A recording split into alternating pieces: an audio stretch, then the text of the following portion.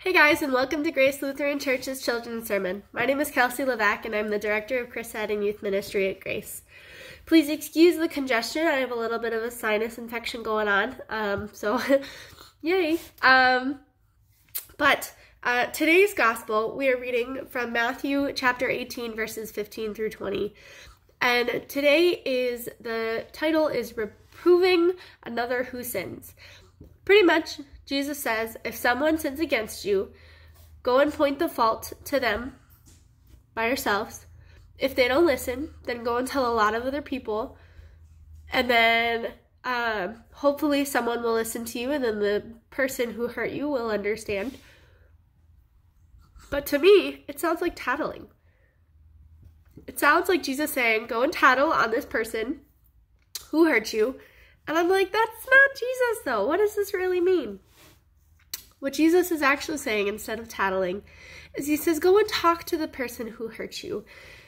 First, you want to do it alone because hopefully you guys can figure it out with each other, right? You don't need to involve people in it. And just talk about how they hurt you and how you guys can combat this and maybe fix it, or in the future not do it to hurt you, right?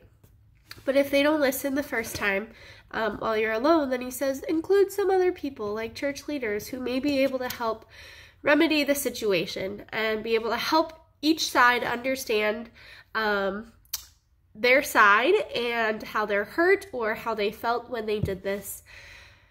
I know all of us have been hurt at one time or another. And it's hard and it's sad and it's frustrating because you're like, why did this person hurt me? Why is this happening? I don't understand. But sometimes they don't even mean to hurt you. Sometimes it's just how it happened and they didn't even know they hurt you. And so you need to go talk to them in order for them to know that they hurt you, instead of it just being all balled up inside of you. This upcoming week, starting September 13th, we are going to start our fall newsletters. And for September into October, our first lesson for the month is going to be about mental health.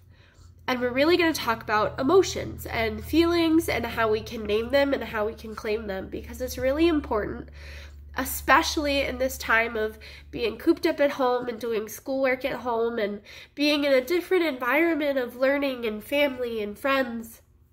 It's really, really important to be able to say how we are feeling and how we're acting to those feelings and what it all means to be able to process through it. I think this is a perfect gospel lesson to introduce our fall programming. So as we go into the fall programming and talking about our feelings and our emotions and how we're feeling and how we're reacting, remember that Jesus says that we have to talk about it. Otherwise, it's just going to fester.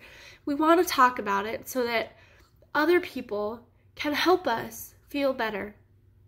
So, how are you going to talk with your family this week about how they make you feel, whether it's happy or sad or joyful, or maybe your brother took your toys, or your dog ate your homework, which is probably a lot more of an option now that you're home. How are you going to talk with your family about your feelings so that you don't let them fester and you can share God's love and feel God's love by talking about your feelings?